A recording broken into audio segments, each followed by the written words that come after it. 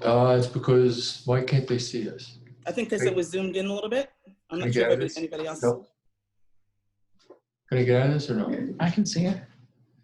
No, don't close that off. She should be able to see you. She should be able to see. I'm seeing partial, I'm not seeing your face, just only your right arm. All right, well, I assume everybody else can see us. Pari can? Okay, we're gonna get started.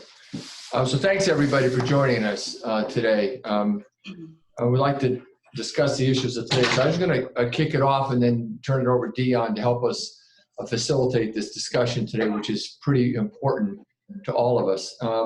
The events of the past several days are quite concerning. They really come on the heels of this pandemic that we've been dealing with.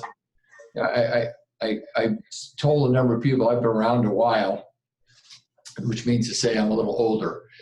And the video of the protests and what's going on in the last several days are strikingly similar to what happened 50 years ago, when similar events occurred because of racism. And it makes me think that we didn't make a hell of a lot of progress since 50 years ago. There's really racism in any form is not to be tolerated. Peaceful demonstrations and right to be heard, I think, are important and should be allowed. I don't think most people agree with the violence and things that are occurring on the street. But again, this is a national, cultural, social situation that needs to be addressed. I was driving in the morning. I usually listen to this sports radio station, and an African-American man called in and pleaded with a white co-host to understand that you can't keep saying, I don't understand what it's like to be black, and then think it's all done. He really pushed him and said, you sit here and you try to understand what it's like to be an alcoholic. You say what it's like to be a family member with cancer, but you sort of dismiss it and get away from it and then don't ever try to address it. And he was petitioning the host to be more involved in the community. And you do a lot of fundraisers, help the community. And again, another sports figure last night, Patrice Bergeron, who's a hockey player, came out and said similar things. He says that he doesn't understand it, but he also doesn't, he stays silent. He came out and really was very forceful, saying, we have to do something. I think he made some donations that said, I can't sit by and say nothing.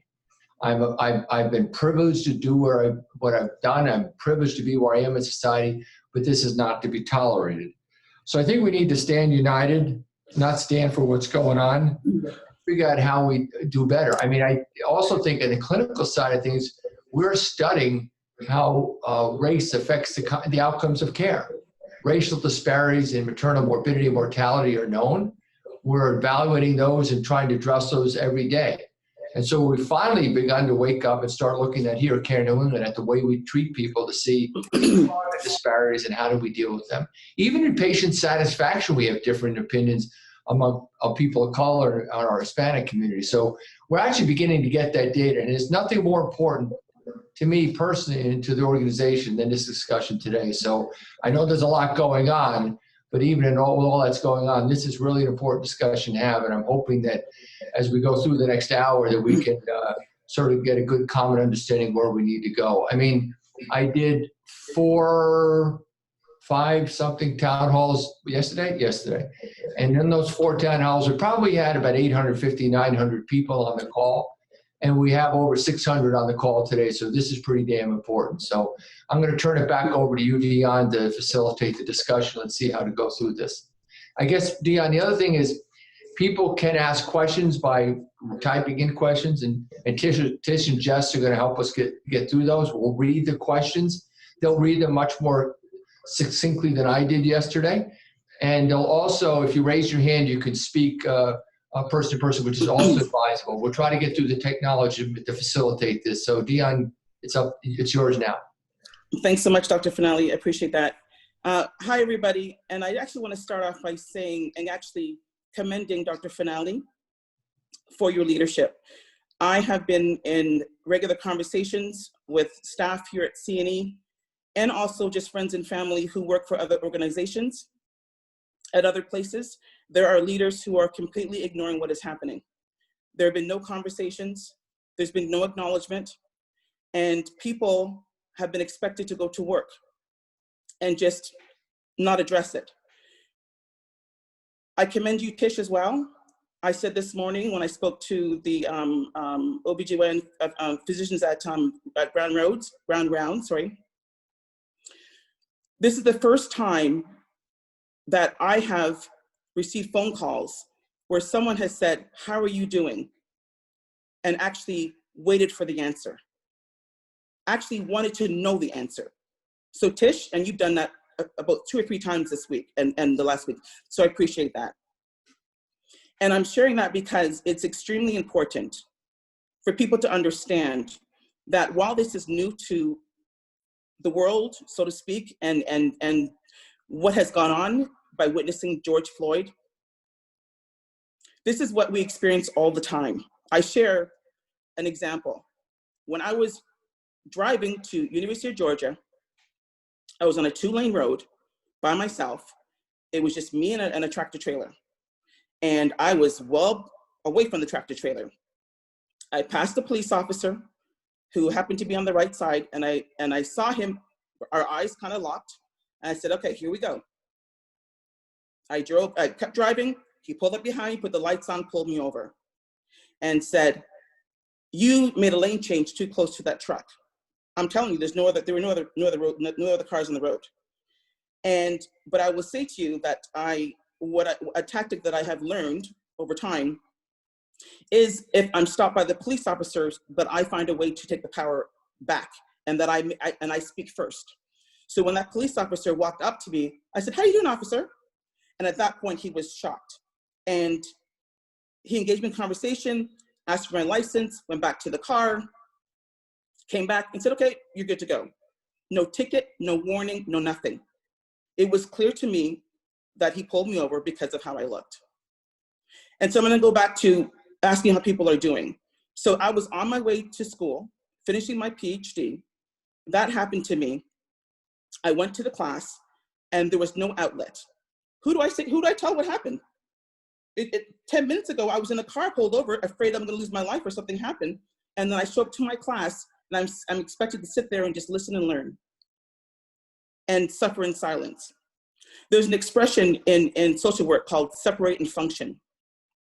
And people of color, and in particular Black people, have been expected to separate and function and just deal with this persistent threat that has been going on for generations.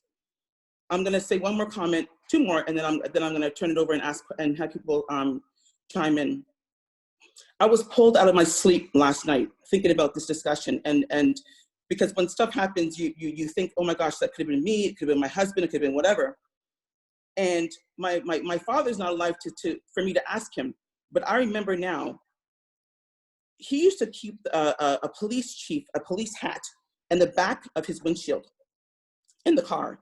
And I had this flashback when I was younger, and I wondered, I now realize that he probably had that there because that would be a way to mitigate what was going to happen. And if he had that there, then if a police officer walked up, they would think, oh, well, he's like me.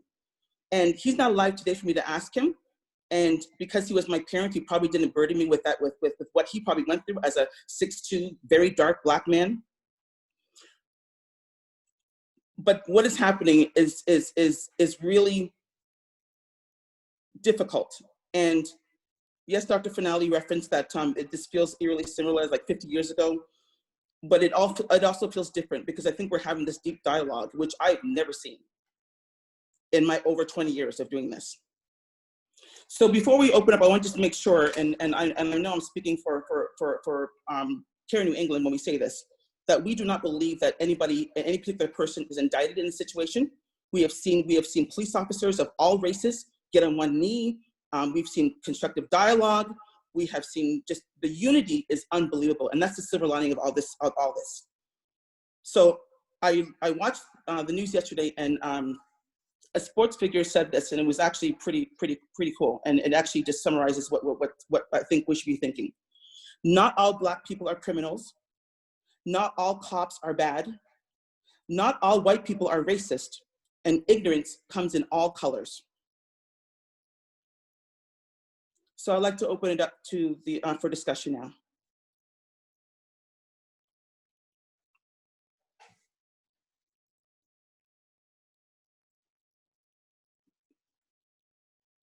Sorry, I can't hear you, Tish. Go ahead. Now you can. I had muted. Sorry. Go ahead, Tish. Hi, can you hear me now, Dee? I can hear you, thank you. Okay, so the first question is, what is CNE doing to ensure that racism is discussed as a whole, and what training will be held to acknowledge privilege? Dion, I think today is the start of this. I think your memos that you crafted for us to send out, and you were responsible for crafting those memos. I know it came out from both Dion and myself, but I could not have done as good a job as you did in crafting those memos. So I think that's a beginning, but I'll pass it off to you, Dion, about how do we move forward, and how do we educate, how do we train, and how do we move the dialogue forward? Thank you. So I actually will push back on that. This started actually before I came here.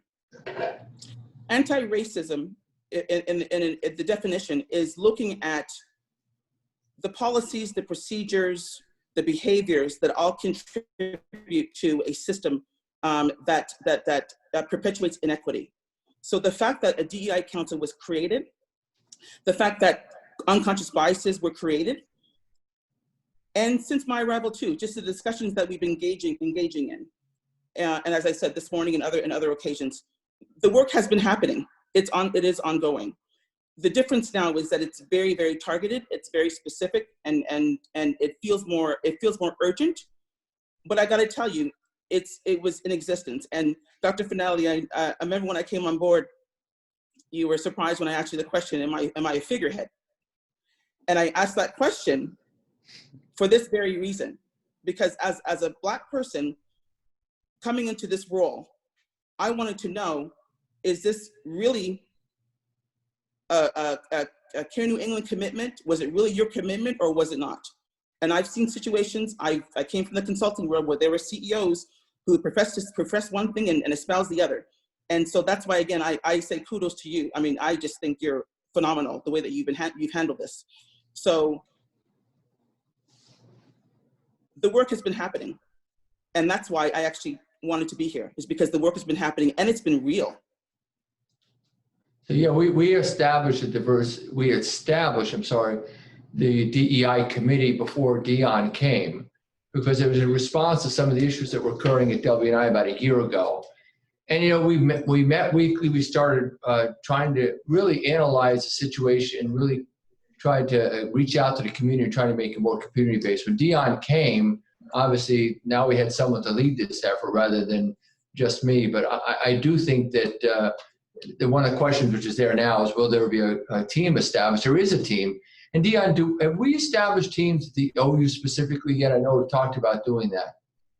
Yes, there's one in existence at Women and Infants. There's one at TPC. And just because of COVID, another huge threat that's been happening because of COVID, we've been unable to actually establish them at Kent and Butler. However, there have been discussions, and we're actually ready to go.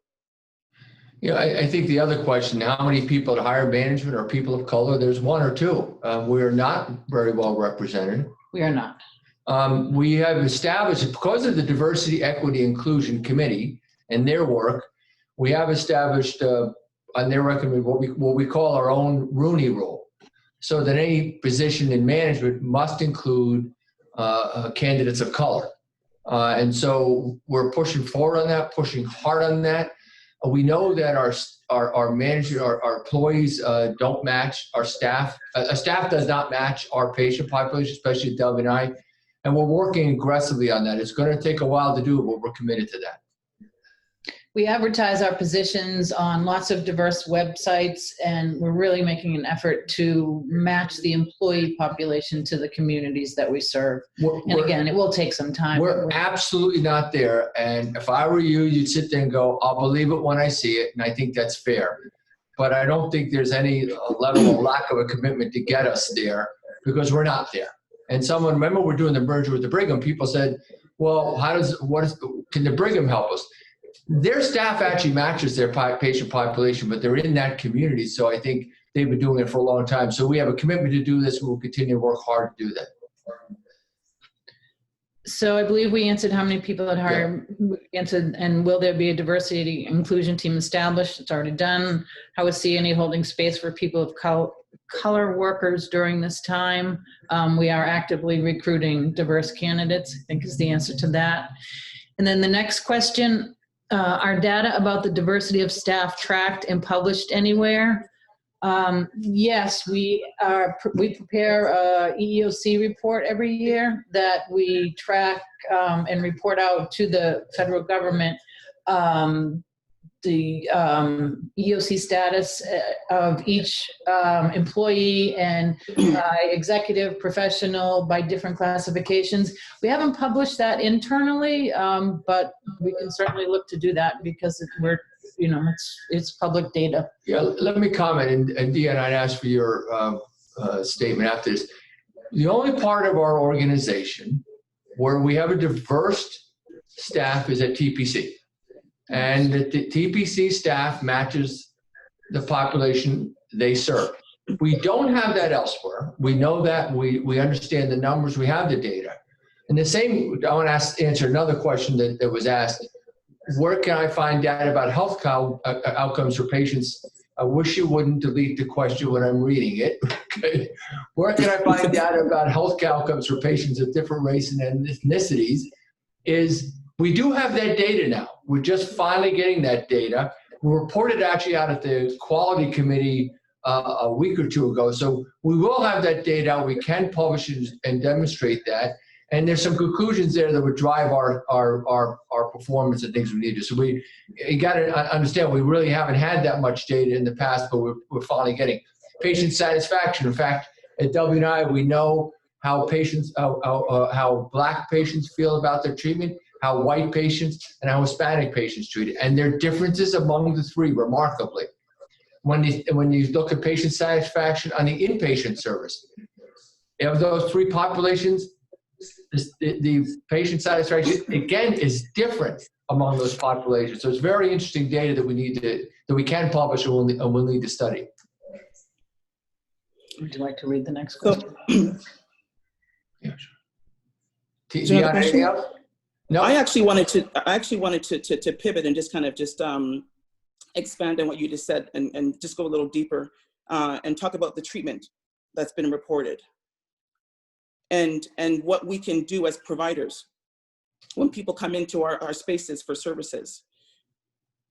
When people, I'll speak for myself, as a person of color, as a Black person, when I go into an environment for care, looking at, did the receptionist greet me? Did the receptionist actually acknowledge me? How did they speak to me? Did they spend time with me? When I get into the office with the doctor, does he look down at his paper or she look down at her paper and just get through the check, and then get me out? I look for the experiences. I look for how I'm received and how I feel. And I'm sharing that as someone who has received poor treatment in healthcare.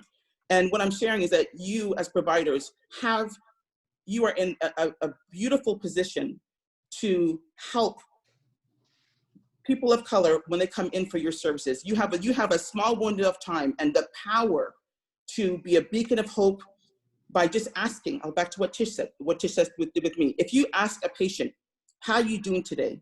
And mean it and wait for the response, that make the huge difference to that person on that very day.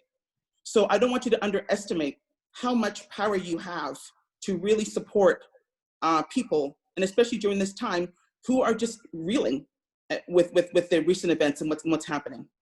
You know, what I'm learning, at least in the first 20 minutes of this, is that for all of us on the phone and all of us sitting here, I think Dion expressed it early on, when we're working side by side with our colleagues of color, please, reach out to them and ask them how they're doing.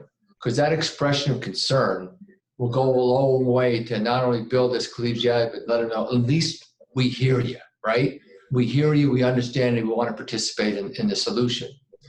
Here's a question for us that I'll read, Dion. I know you acknowledge we are addressing racial bias every day, but I'd like to know more specifics. I feel strongly aversive racism needs to be addressed by Care New England.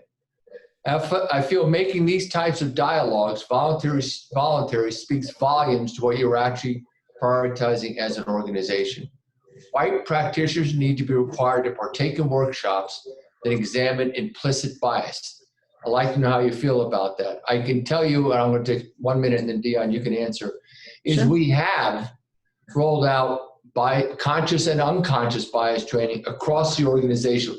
If you remember, Dion, I don't think you were here. The first training we had was with the entire faculty in women and infants, okay, which is predominantly a white faculty.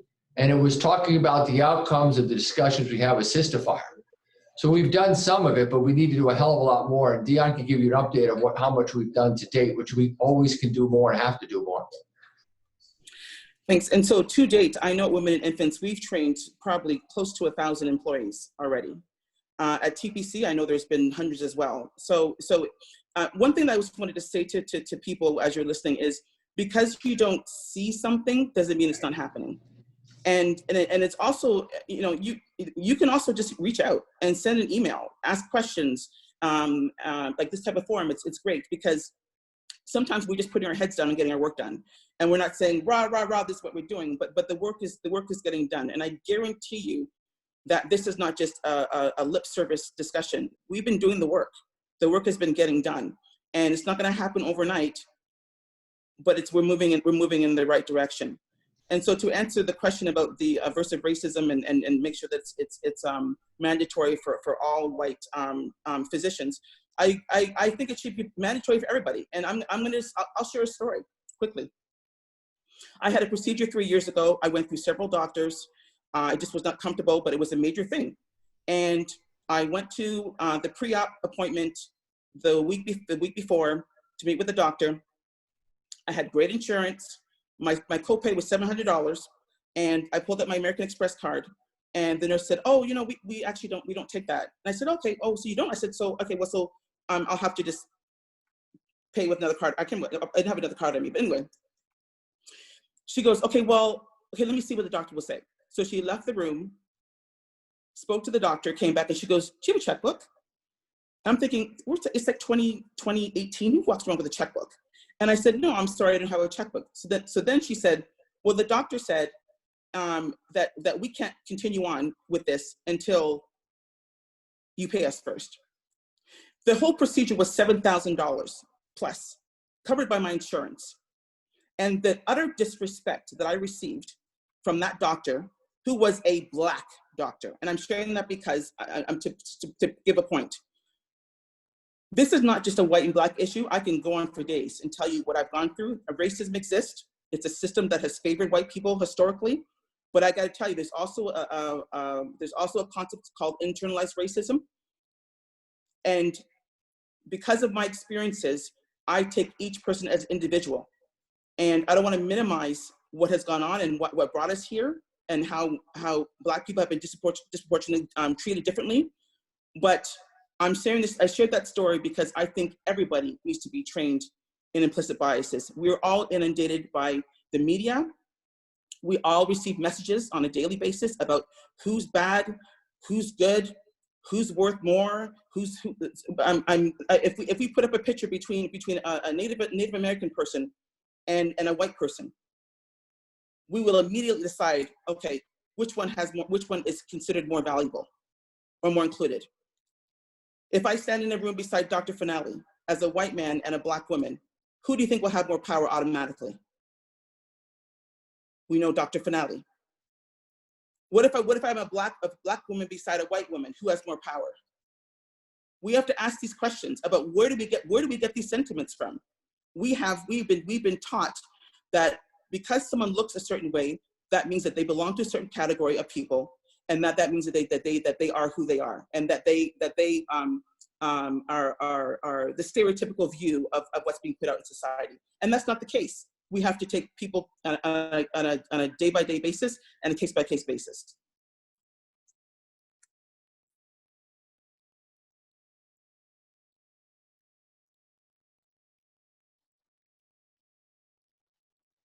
If there are no questions, I'd like to address another question that came up, and this actually has come up all the time, even before this.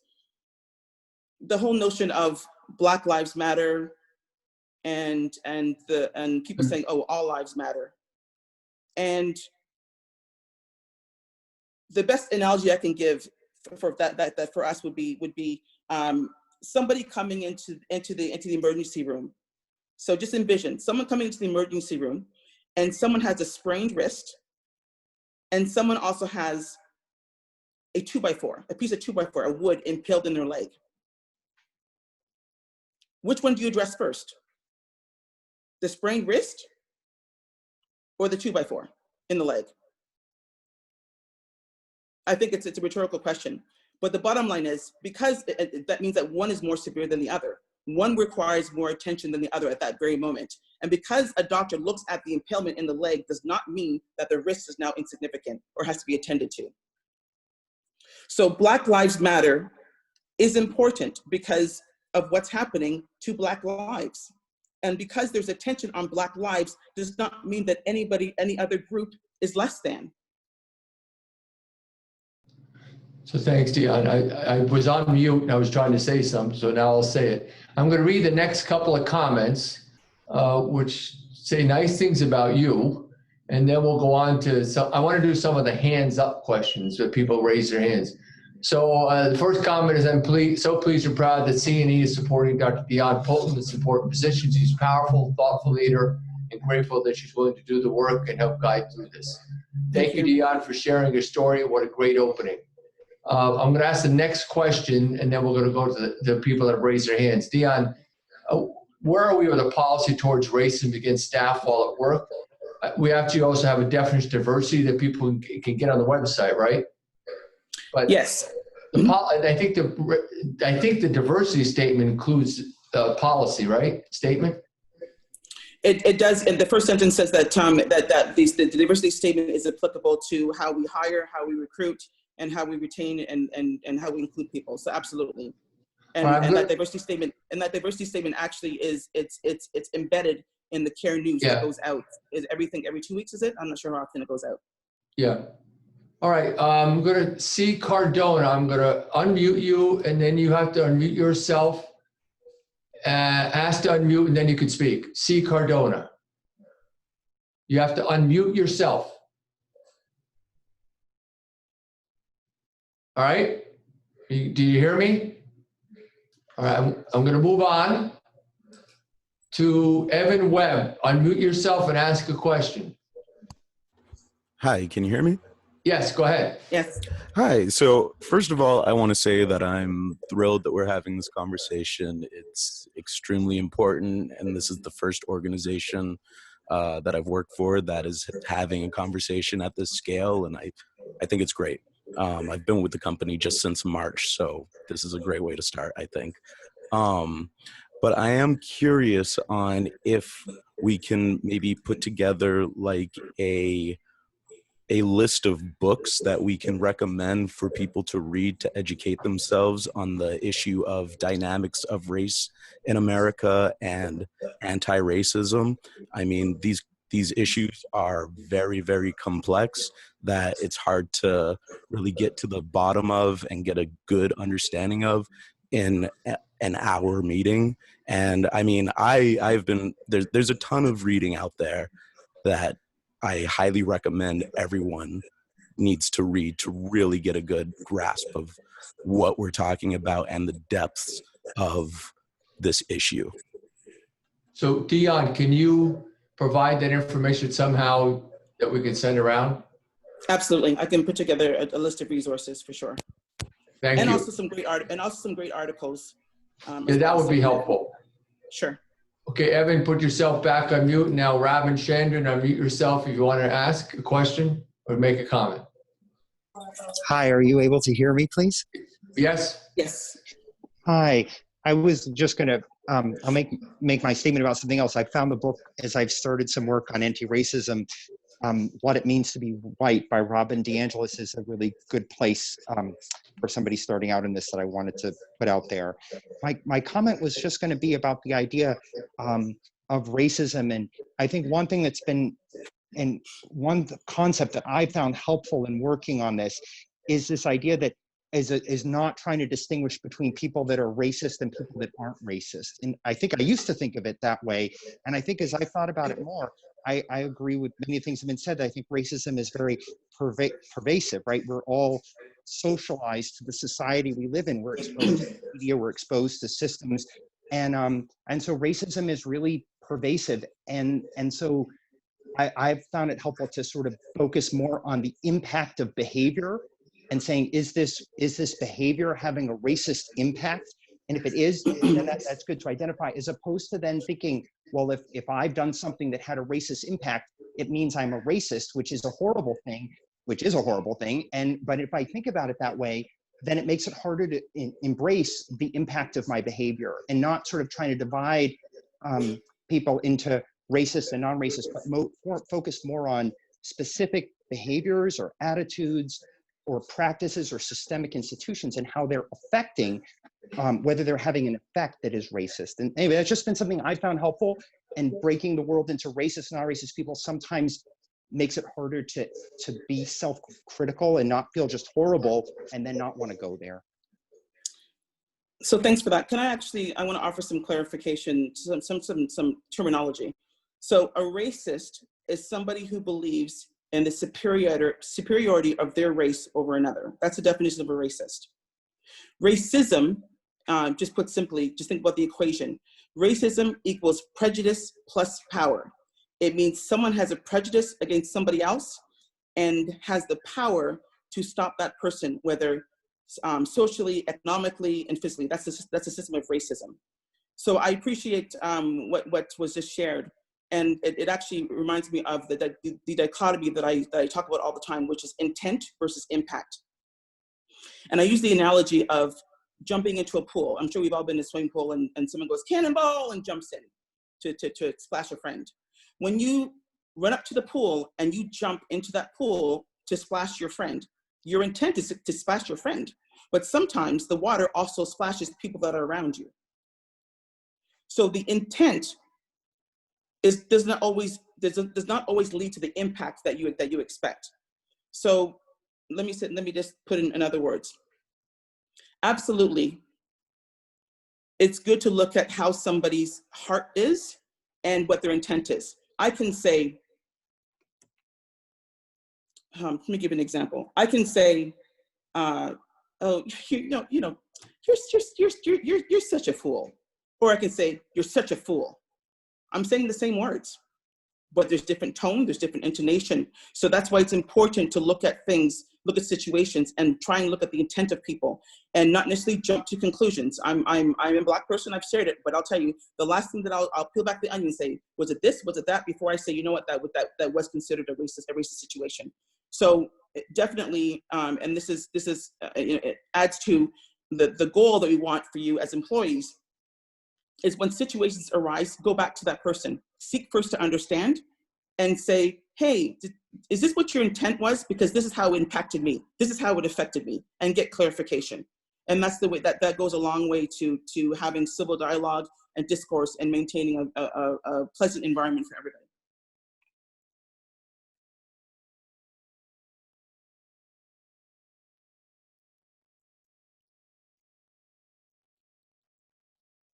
Any other questions? Tanya, go ahead. I'm sorry. Tanya Boyd,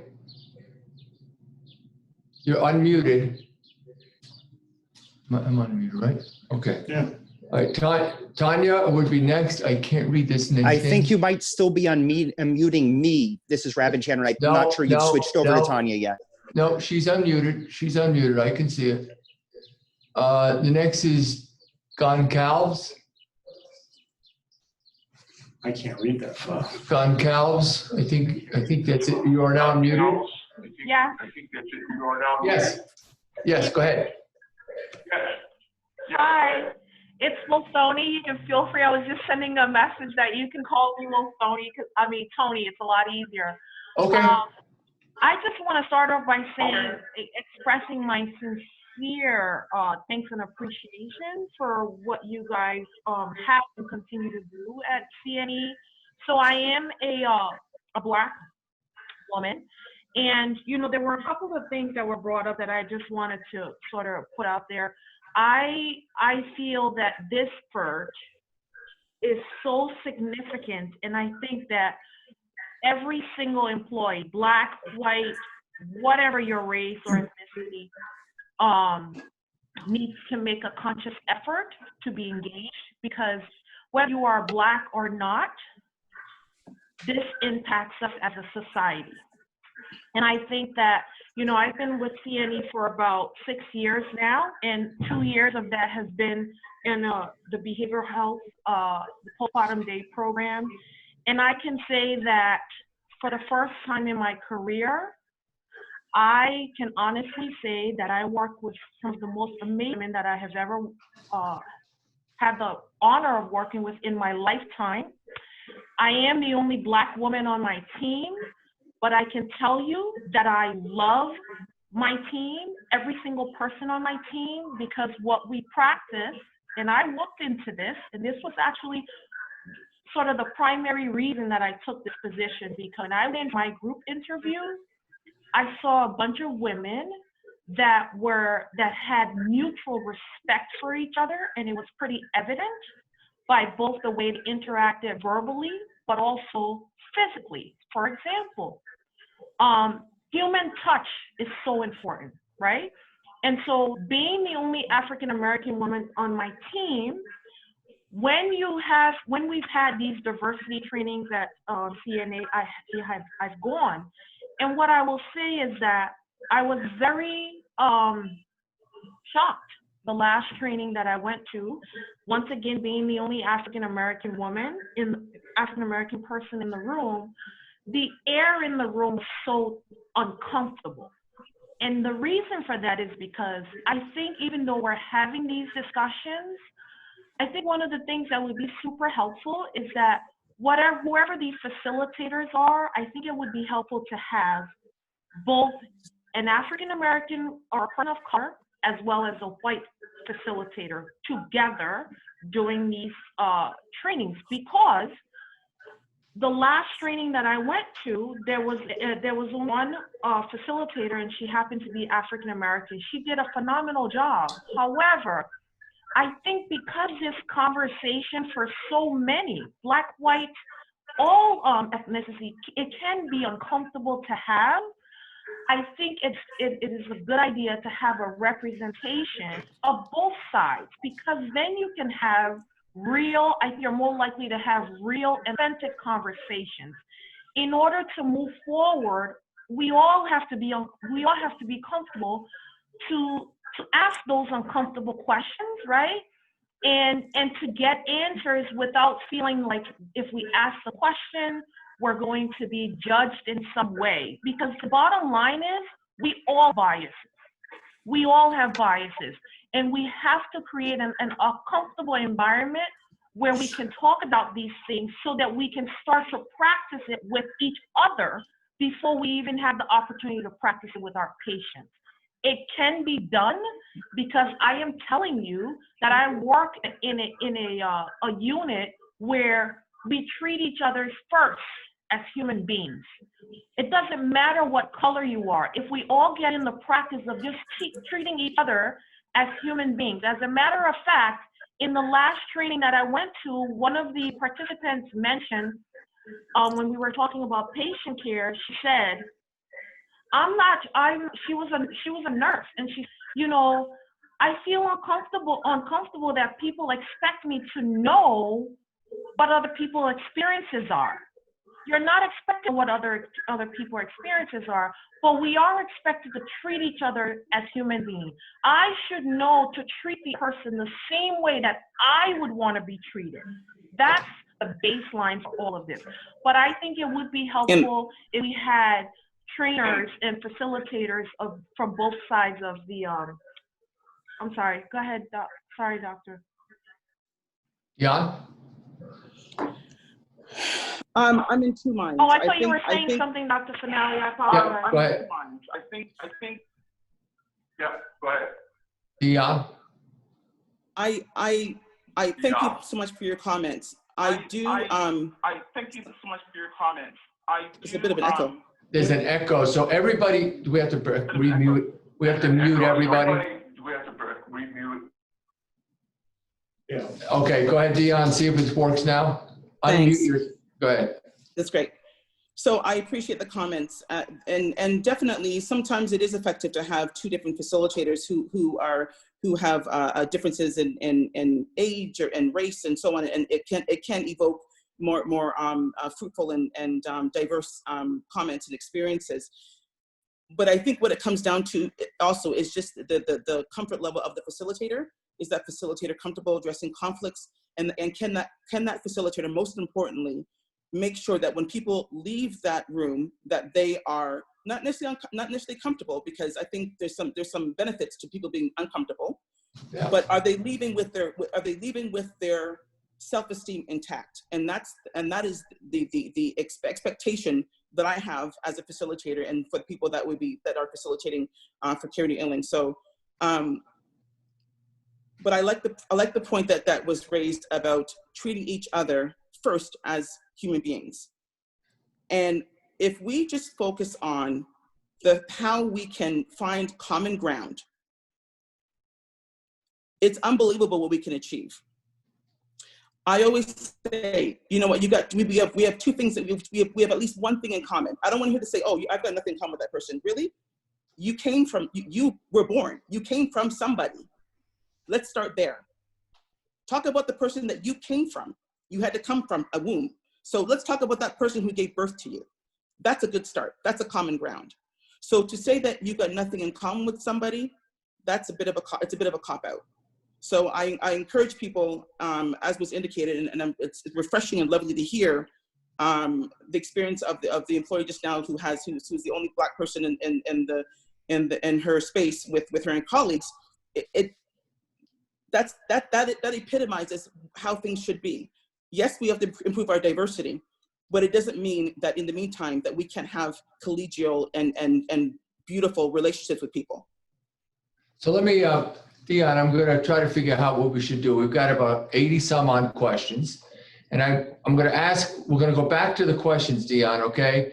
Sure. And Dion and I, and if we get back to the hands up, we're going to try to be a briefer so we can try to get as much of your questions answered as we can, because we now have about 17 minutes. And I see some good questions here, Dion, which are going to take us a little while to answer. So I'm going to start.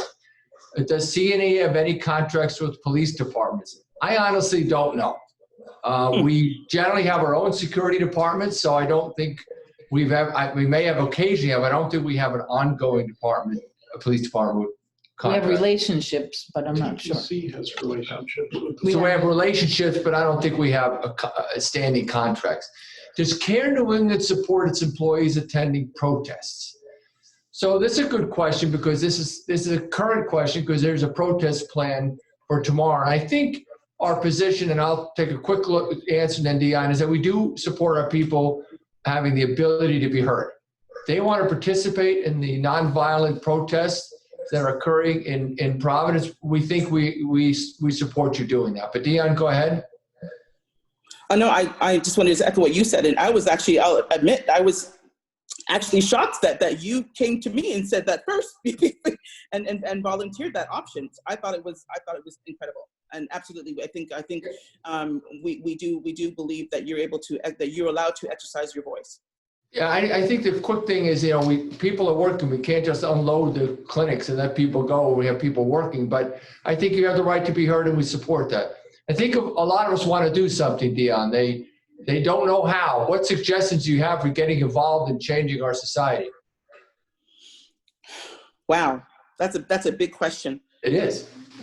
You know what? I think it warrants some brainstorming. Maybe by operating unit, we come together, or departments, or maybe in smaller discussions, and we brainstorm and we figure out, okay, what can we do to take action? What can we do to make a difference and to keep this momentum going? And, so I think, Dion, what we ought to do too is, I'm just thinking, and we haven't talked about this, obviously, that since we have over 700 participants and we're never going to get to all the questions, we need to do this as a regular sort of Zoom conference that two of us would chair if you want. And maybe we have another general one, and then we begin to have ones doing this brainstorming together on Zoom like we've just done. So I think what I'm saying, and if Dion agrees, we'll commit to make this a more regular event. If we could do it weekly or bi-weekly, we'll do that. Dion, comment? I think it's a great idea. I think it's a great idea, and I think this is indicative of our commitment that diversity is not an additive. Diversity it's here. I mean, I've said it all the time. Diversity is in the room. It's always in the room, whether we acknowledge it or not. It's in the room, and so the more that we can engage in these conversations, and the more that this become commonplace, the better off we will be. I mean, that comes, now we're asking even more difficult, how do we as white people better understand the challenges of being of color? That's a three-word answer, huh? Keep asking questions. I give the analogy. I actually wrote a book on this. I gave the analogy in that where I talked about my husband. We have two girls. I went through 2 pregnancies. My husband was right there. He was there every day. He cut the cord. He saw things that I didn't even see. But he will never understand what it's like to be a person giving birth. He was there, but he will never know what it feels to have a baby growing inside of you and what it means to give birth. He was right there. So I share that because as much as you can, it's impossible to know the experiences of somebody else fully and to be able to walk into their shoes. That's where empathy comes in, and questions, and being curious. If you keep asking questions and you keep being curious, then and keep reading as one of the people suggested, and having these immersive activities. So, for example, would you walk into a Black church? I'm sure you'd be accepted. Would you walk into a mosque? I'm sure you would be accepted. Where do you go for Chinese food? Do you order from a fufu shishi Chinese food restaurant, or you go down to Chinatown? Those kind of immersive activities. There's an expression. There's a subject called prejudice reduction, and what it means is the more that you expose yourself and have those meaningful contact, episodic situations, is the more that your prejudice will come down naturally. It's not going to happen through work all the time. You want to make sure you're practicing that outside of your work. So I'm going to run through a couple of the quick ones. What are constructive ways we can, our daily activities, promote further conversation? I think we're going to do that as part of the brainstorming session, which will be the next time or the one after. If you want to join a D&I council, email Dion. As we form DEI councils at the OUs, we welcome participation. We've talked about trying to increase the diversity of the C&E workforce. On the management side, we're mandating that diversity candidates become interviewed before the decision is made on that hiring. So we're trying to do some of those things. I'm going to go to another question from somebody who has their hand up. Wendy Barrios, if you want to ask, remember, make the question and comment brief so we can get to the rest. So Wendy, if you want to talk, just unmute and go ahead. I think I am muted. Can you hear me? You're good. I can hear you. Hi, everybody. Hi there. I just want to say thank you for putting this together. I appreciate it. Some issues that are being addressed. This is affecting everybody, and me being a minority myself in the Hispanic community, this really touched a little bit home, of racism and people being treated a certain way, and it hurts to see what's going on in our society. But I'm happy that we're discussing it, which I think is very important. And thank you, Dion, for all your recommendations and your bravery and your energy. I just love everything that I see today. And thank you, Fanale, for putting this together and discussing it. I just want to address maybe having departments doing team building of diversity. I can honestly say I work with the Latino team, and we're all Latinos, but we all come from different ethnicity, like we come from different countries, but learning from each other because every culture is different. But working as a team and doing the team building, we learn more about everybody's different I'm sorry. They're different cultures. Yeah. Everybody's different cultures, and then it brings us to understanding and working together and better understanding. Like a person said, when you work and understand and together as a team, you know how to treat your clients. So us working together and doing team building helps us provide better services to our clients as well. So I think recommendation of team building for each department with the supervisor, with the assistant manager, everybody, and it will improve the services that we provide to our clients. I completely agree with what you're saying, and there have been trainings going on that, and actually in the trainings that happened that I've been conducting, actually there is like a team building element if it involves a particular department. But to your point, the research shows that the diverse teams are more productive, they get more stuff done, they're more creative, innovative, and they make more money. So what you just shared absolutely is bang on. And I think that's something that we can definitely continue doing and growing. Katie Elmer. Thank you. You're welcome. Am I muted? Katie Elmer. Yep, I'm here. Hi, everyone. Hi. I work at Anchor Recovery Community Center. I'm wondering what mental health support is being provided for staff of color during this difficult time? Well, that's a very good question. Go ahead, Dee. I don't think we've actually got anything formally, but can you help? Do we? Well, we didn't specifically target I don't know if you said it was African American community, but nonetheless, say it again. Sorry. Go ahead. The statement that I released on Monday actually did incorporate the employee assistance program information, and that's for all employees who are having struggles or that need assistance. So that actually went out this Monday, and I'm not sure if it can be re-released, but nonetheless, it is in your email, and the employee assistance program is a resource for people who need assistance. Yeah, I would add, Dion and Tish, I think that's a good first place to start. But remember, Katie, if people access that and it doesn't address their needs, you're not sure it's diverse enough or whatever, you need to let us know, because if this is something we need to address, then we need to address it. But we're not going to know if that works unless you let us know. So don't be afraid to reach out to Dion or myself or Tish. Kayla Cross. Thanks, Kayla Cross. Hi. So my question is, what specifically are we doing now to kind of step up with everything that's going on? I know that right now with the petition or the different protests that are happening, Rhode Island Hospital is setting up tables where people that are protesting can pick up masks and get hand hygiene products. Are we doing anything like that now? That's part A. And part B is we are also in the middle of a pandemic with all of this that's happening. Are we thinking about any ways that we can help people of color and people who have been protesting with the increased risk of possibly contracting COVID over the next couple of weeks by giving testing, increasing testing sites, or putting any thought into how we can help the community in that way? Yeah, so good questions. I think we need to take it back. Can we provide what Rhode Island Hospital is doing? If we can do it, we need to investigate. Can we do it before tomorrow afternoon?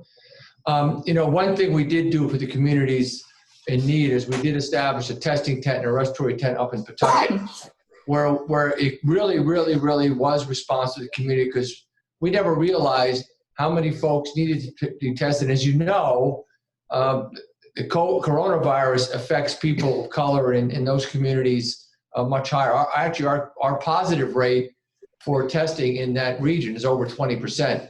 Where you read it's about 8 to 10% in the rest of the country. So we haven't done enough, but I think you raised a good issue we have to take back. So thanks, Kayla. I'm going to do one more question here. Joanna, I can't even see you because I'm so far away. Joanna, I'm going to allow you, unmute you, and go ahead. Oh, hi. First of all, I wanted to say that I appreciate everything that you guys are doing. I've been working at the Providence Center for 13 years now, and I love the place that I work. I just wanted to ask a question. Have you guys, I don't know, it's probably posted somewhere, have you guys done any training for managers and assistant managers regarding diversity? Because sometimes I'm a medical assistant, and sometimes we don't feel like work is appreciated, and I just wanted to know if you guys had done any. So, Yeah, actually, prior to COVID, there were a lot of unconscious bias trainings that I was facilitating. That was open, that was just kind of offered to all staff. So I'm not sure. Anyway, but the other thing is that there are actually, I think there's 2 scheduled for tomorrow, actually, to have these types of discussions. So I would check your email, or it will be coming from I think it's Lizzie Ty from. We can follow up, but it's basic. I know for sure there are 2 tomorrow at TBC. Okay. So I'm going to ask everyone to mute. I want to make a comment, Dion, then I'm going to ask you to close. I think this has been a very worthwhile discussion. Obviously now Dion, Tish, and I have to go back and figure out how do we do this on a more regular basis, because to me, we had 700 people. Can we mute everybody except me? All right, can you hear me, Dion? I can hear you, thanks. All right. So so I think we need to set up a follow and figure out a process for having folks answer more questions and also brainstorm on what else we could do. You know, I paused to think about some of the police interactions we have, and I paused to also think about what Dion said about her own experience. I mean, I'm a white man, but every time I get stopped, and unfortunately I like to drive fast, every time I get stopped, I get nervous about what may or may happen. There's a song that was written by Bruce Springsteen, 41 Shots. I don't know if people have ever listened to that song, but it's compelling. And I would ask anybody who's a parent to have their kids listen to that song, because it's a response to, I think, a murder that happened in New York City, in Harlem, I think years ago, about 10, 15 years, Ray's nodding. And it's a song about telling your kids to, if they ever get pulled over, what to do to be safe. And, you know, it sounds kind of obvious, but I'm telling you, I had my daughter listen to it because it tells you what to do to be safe. And it's a very compelling song. And so just look up the lyrics, because we have to realize, even if we all in this room and everywhere else acknowledge what's going on, it ain't going to be fixed overnight. Okay. I like Dion's introduction is that not all policemen are bad. Not all white people are racist. Not all black people are thugs, or whatever the words you use. But to be honest with you, we got to be careful as we work through this, because I also, you know, I'm not anti anything, but the power of that gun scares the hell out of me. And so I think I like my kids to be safe, and I'm sure you want yours to be safe. Dion, close for us. Thanks, Dr. Fanale. So just to continue on what you said, and I would take it one step further. This is not about any particular type of person. This is right and wrong. And which side are you? We saw what's happened, and we all are in agreement that what we witnessed was wrong. And so let's hold on to that, and let's continue in that direction. And I will suggest, before when we leave here, is think to yourselves, what can I do moving forward? When you hear a colleague being publicly humiliated, or you hear incendiary comments, are you going to speak up? So not everyone feels comfortable speaking up, but you can also just report it. You can share it. You can email me, email Tish, just make sure you don't let it just hang in the air. We need to be able to get into situations and figure out what's happening. Tish and I have a robust system in place right now where, you know, stuff comes up, we can address it. So let's continue going in the right direction. And I will just close with a little, it's just a little activity. It's not even an activity, it's my old professor, who's one of my dear friends, taught me. And he said, breathe in and smell the strawberries, and blow out the candles. Breathe in the strawberries and blow out the candles. Thank you very much.